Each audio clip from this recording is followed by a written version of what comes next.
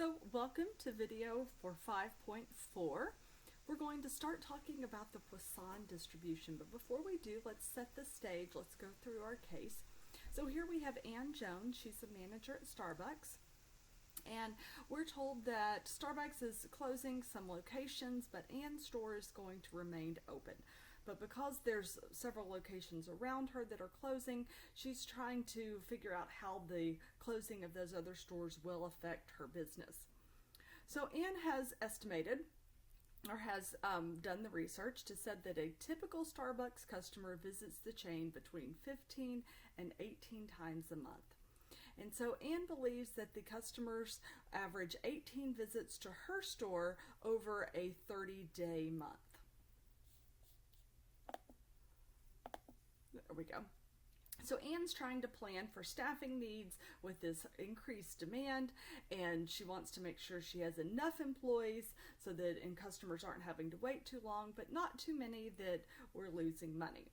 So considering we're looking at the probability of customers coming in over a period of time, we're going to use what's called the Poisson distribution.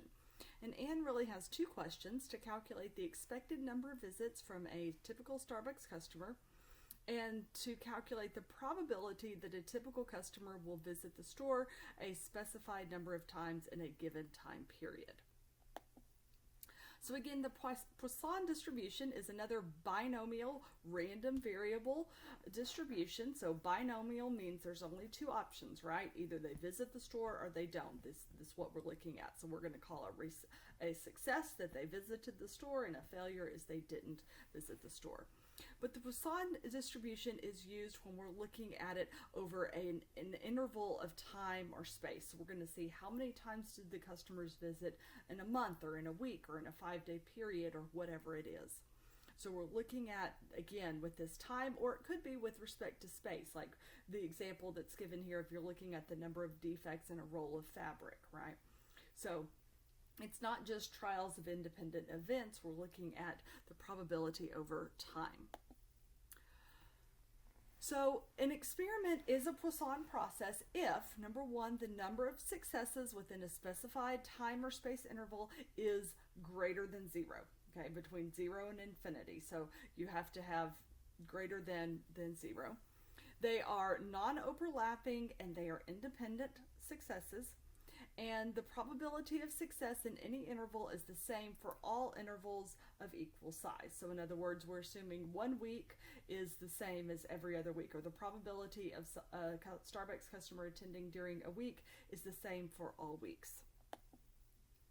So for our distribution, x, the random variable x, the probability of a success of attending the store is where e is the logarithm to the negative mu power, and mu to the x power divided by the x exclamation, which remember is all of the probabilities added together. So obviously that's a really difficult equation, but don't worry, we're going to do it in Excel. So before we jump over to Excel, let's look at a couple of other things that we need to know first. So the mu, the expected value, the mean, the mu, is equal to the variance. Okay, so the expected value and the variance are equal. They both mean the same thing, and therefore the standard deviation is the square root of the variance, which is the square root of mu of the expected value of the mean. So here we're told that Ann believes that a typical Starbucks customer visits 18 times over a 30-day month. So given this data, how many visits should Ann expect in a 5-day period from the typical Starbucks customer? So we know it's 18 over 30 days. How many would it be over 5 days? Then we're going to look at what is the probability that a customer visits the chain 5 times in a 5-day period. What is the probability that a customer visits more than 2 times in a 5-day period? And then what is the probability that a customer visits the chain at least 3 times in a 5-day period? So first of all, for us to answer question A, We don't have to go to Excel yet. Let's just look at question A. So question A says, how many times should we expect a customer to visit in a 5-day period? So if it's 18 out of 30, then we're looking at how many out of 5. So we can set up a proportion. So we can set up a proportion. 18 out of 30 is equal to 3 visits over a 5-day period. So we can easily look and say, all right, what's the common denominator, or what's the common factor in 18 and 30? That's 6. So if we divide both of them by 6 or multiply both by 1/6, we can see that out of a 5-day period, we would expect 3 visits. Okay, so now we're going to jump over to Excel to answer the other questions. All right, so first of all, let's just go in here and add in what we already know. I'm going to type this in my Excel spreadsheet. So we know that the expected value that a customer is going to visit 5 times, so I'm going to call that 5, the probability that a customer visits 5 times, we just calculated is, the probability that a customer visits in a 5-day week. I said that backwards. So the expected value that a customer visits in a 5-day week is 3. We just calculated that. So if it's 18 out of 30, that reduces to 3 out of 5. So we would expect a customer to visit 3 times out of a 5-day week. So that is our mean. That is also our variance, right? Remember, those two are the same. So I'm going to go ahead and just type that in there. So now the first thing that we were asked is, what is the probability that a customer will visit 5 times in a 5-day week? So what is the probability that x equals 5?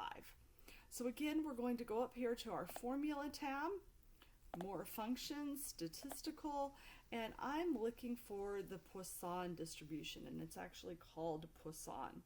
So I'm going to scroll down here to get, so here we have Poisson distribution.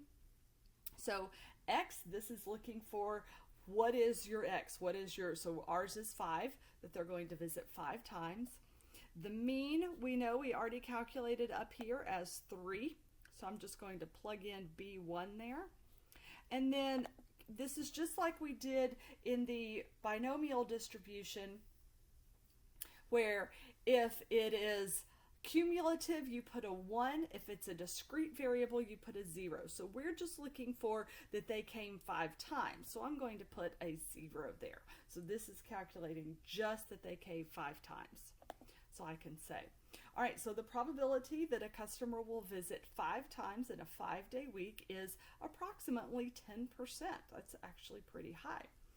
We could go ahead if we wanted to. We weren't exactly asked to do this, but we could go ahead and calculate all the probabilities, right? So I could say, what's the probability that x is equal to 4? And what's the probability that x is equal to 3? And the probability that x is equal to 2.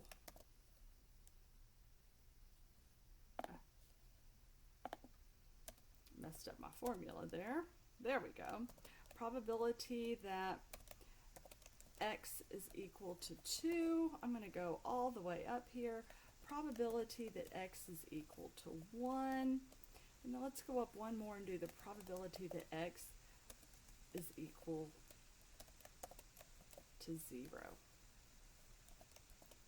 All right, now I've already got my formula here, so I can just drag it. Now there's one thing that I want to change about my formula, because I want it to always reference cell B1, because that's where I have my mean. I'm going to go ahead and make this an absolute cell reference, so I'm going to put dollar signs before both the B and the 1. To check my box, and then I'm going to grab the corner and I'm going to drag it up. Now remember, I do still have to go in and change this first term always, because this I have to change to what my x value is. So if I want to know what's the probability that a customer visits 0 times in a 5-day week, then I change that first term to 0. So that's 4.9%. So now I'm going to change it to what's the probability that they attend a visit 1 time, and that's 14.9%. And what's the probability that they visit 2 times? And that's about 22%. And the probability that they visit 3 times, which is, look, also 22%. So I want you to notice here our formula for the probability of x equals 2 and the probability of x equals 3 gives us the same answer. Now, it's not identically the same answer, but it's so close that even going out 6 decimal places, there's no rounding there. Okay, if we were to go out even more decimal places, we would see a little bit of difference, but not enough for us to round. And then this is the probability that they will visit 4 times, which is just over 16%, 16.8%. Okay. So our second question that we were asked is, what is the probability that a customer visits more than 2 times? Okay, so more than 2 times.